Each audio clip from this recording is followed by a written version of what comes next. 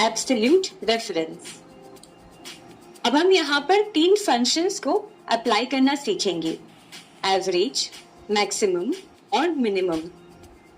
आप देख सकते हैं मैंने एवरेज, मैक्सिमम और मिनिमम का कॉलम बना रखा है। हम सबसे पहले राज के एवरेज मार्क्स कैलकुलेट करेंगे। फंक्शन को सबसे पहले टाइप करेंगे, इक्वल टू एवरेज।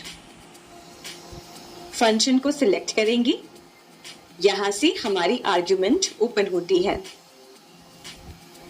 अब हम सेल्स को सिलेक्ट करेंगे जिनका एवरेज हम निकालना चाहते हैं और एंटर प्रेस करेंगे। ये आप देख सकते हैं कि राज के एवरेज मार्क्स निकल कर आ गए हैं। इसी तरीके से हम बाकी स्टूडेंट्स के एवरेज मार्क्स को कैलकुलेट करने के लिए रिलेटिव रेफरेंस का यूज करेंगे और आसानी से बाकी स्टूडेंट्स के भी एवरेज मार्क्स निकाल सकते हैं। अब यहाँ एवरेज के डेसिमल को डिक्रीज करने के लिए हम सिलेक्ट करेंगे, नंबर ग्रुप में जाएंगे और डिक्रीज डेसिमल पे क्लिक करेंगे, जिससे कि आप सिलेक्ट कर सकते हैं कि कितना डेसिमल आप रखना चाहते हैं। तो ये हमने एवरेज सिलेक्ट कर लिया है। अब हम मैक्सिमम फंक्शन को यूज करते हैं, इक्वल टू की साइन और मैक्स टाइप करेंगे, फंक्शन को सिलेक्ट करेंगे और सेल रेंज को सिलेक्ट करेंगे, एंटर प्रेस करेंगे। तो ये मैक्सिमम वैल्यू यहाँ पर आ गई है। अब रिलेटिव रेफरेंस का यूज करते हुए बाकी स्टूडेंट्स के मैक्सिमम मार्क्स भी हम कैलकुलेट कर लेंगे। अब आते हैं मिनिमम फंक्शन पे, इक्वल टू की sign, MIN minimum, function select करेंगे और सेल रेफरेंस को सिलेक्ट करेंगे, एंटर प्रेस करेंगे और ये आप देख सकते हैं कि हमने मिनिमम मार्क्स कैलकुलेट कर लिए हैं। और अब रिलेटिव रेफरेंस का यूज करेंगे। इस तरीके से आप अपनी एक्सेल शीट में डेटा को एनालाइज करने के लिए एवरेज, मैक्सिमम और मिनिमम फंक्शन का यूज कर सकते हैं। अब हम देखेंगे कि कैसे आप अपने एक्सेल शीट में सेल्स को काउंट कर सकते हैं इन फंक्शंस का यूज करके। सबसे पहले बात करते हैं काउंट फंक्शन की। काउंट फंक्शन दिए गए रेंज में न्यूमेरिक वैल्यूज को काउंट करता है। मान लें हम फंक्शन पहले टाइप करते हैं, equal to COUNT count. Function हम सिलेक्ट करेंगे और अब हम रेंज सिलेक्ट करेंगे जिसकी वैल्यूज को हम काउंट करना चाहते हैं। तो मान लें हम पूरे डेटा शीट को सिलेक्ट करते हैं, J12 तक सिलेक्टेड है। अब इसके रिजल्ट के लिए हम एंटर प्रेस करेंगे और यहाँ पर आप देख सकते हैं कि हमारे डेटा शीट में कुल मिलाकर 90 सेल्स हैं जहां पर नंबर्स का उपयोग हुआ है। अब हम देखते हैं count a function. Count a function उन सेल्स को काउंट करता है जो ब्लैंक नहीं है। एग्जाम्पल के तौर पर हम यहाँ पर सबसे पहले फंक्शन टाइप करते हैं, काउंट ए। फंक्शन सिलेक्ट करेंगे और अब हम इस पूरे डेटा रेंज को सिलेक्ट करते हैं, जहां पर आप देख सकते हैं कुछ एम्प्टी सेल्स भी हैं। अब हम एंटर प्रेस करेंगे तो काउंट ए फंक्शन ने हमारे गिवन रेंज में जो भी ब्लैंक सेल्स नहीं हैं उन्हें कैलकुलेट करके बता दिया है। अब हम यूज करेंगे काउंट ब्लैंक फंक्शन। इसके नाम से ही आप समझ पा रहे होंगे कि ये ब्लैंक सेल्स को काउंट करता है। आइए इस फंक्शन को यूज करते हैं। तो काउंट ब्लैंक फंक्शन सबसे पहले टाइप करेंगे,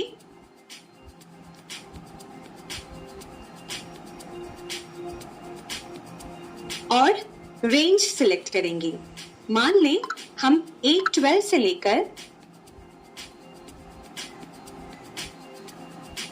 B13 तक सिलेक्ट करते हैं और एंटर प्रेस करेंगे। तो इसने बता दिया है कि हमारे सिलेक्टेड रेंज में 2 ऐसे सेल्स थे जो ब्लैंक थे। अब हम इफ फंक्शन का यूज करेंगे जो किसी कंडीशन को चेक करने के लिए यूज किया जाता है। फॉर एग्जाम्पल, हम चेक करना चाहते हैं कि कौन से स्टूडेंट्स मैथ्स में फेल हैं या पास हैं। तो यहाँ आप देख सकते हैं हमने मैथ्स का पास और फेल का कॉलम बना दिया है।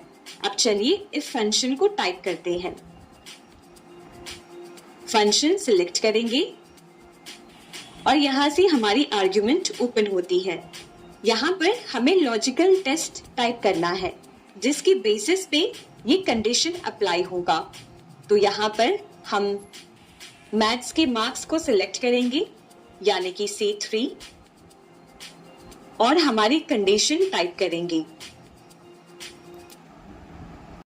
और इक्वल टू 36 हमारे पासिंग मार्क्स है। अब इसके बाद हम कॉमा लगाएंगे। अब नेक्स्ट आपको ये एंटर करना है कि अगर ये कंडीशन फुलफिल होती है तो आप क्या वैल्यू दिखाना चाहते हैं। तो हम दिखाना चाहते हैं पास, तो हम इन्वर्टेड कॉमास में पास लिखेंगे। अब इसके बाद हम वो वैल्यू टाइप करेंगे जो हम दिखाना चाहते हैं अगर कंडीशन फेल होती है।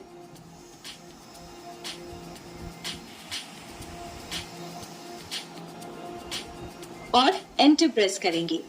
तो ये आप देख सकते हैं कि मैथ्स के मार्क्स के हिसाब से यहाँ पर पास बता दिया है।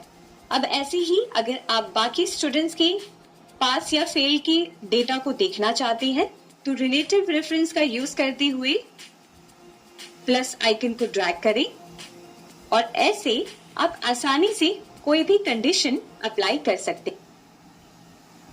मॉडिफाई या फॉर्मेट करने की कुछ फंक्शन के बारे में जानते हैं। सबसे पहले लेफ्ट फंक्शन। सबसे पहले फंक्शन का नाम लिखेंगे। अब इस लेफ्ट फंक्शन का यूज करके आप किसी भी टेक्स्ट में लेफ्ट से शुरू होते हुए कैरेक्टर्स पिक कर सकते हैं। फॉर एग्जाम्पल, हम इस नेम में से फर्स्ट 3 कैरेक्टर्स पिक करना चाहते हैं। तो हमने B5 सिलेक्ट किया, कॉमा लगाएंगे और 3 टाइप करेंगे क्योंकि हम 3 कैरेक्टर्स पिक करना चाहते हैं और एंटर दबाएंगे। आप देख सकते हैं कि श्याम के नाम में से लेफ्ट से 3 कैरेक्टर्स पिक हो गए हैं।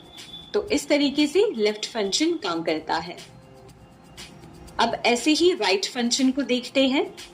राइट फंक्शन हमने टाइप किया और अब हम नेम सिलेक्ट करेंगे B5, comma, number of characters 3 और एंटर दबाएंगे। आप देख सकते हैं राइट से 3 कैरेक्टर्स पिक हो गए हैं। तो इस तरीके से राइट और लेफ्ट फंक्शंस काम करते हैं।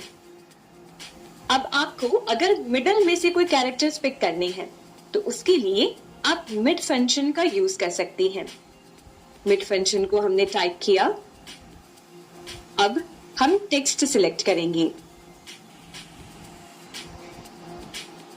B5 सिलेक्टेड है, कॉमा, अब हमें स्टार्टिंग नंबर सिलेक्ट करना है यानी कि मिडिल कैरेक्टर का स्टार्टिंग नंबर क्या होगा।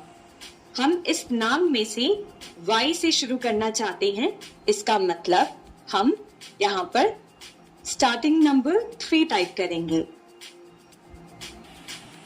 कॉमा लगाएंगे और उसके बाद नंबर ऑफ कैरेक्टर्स।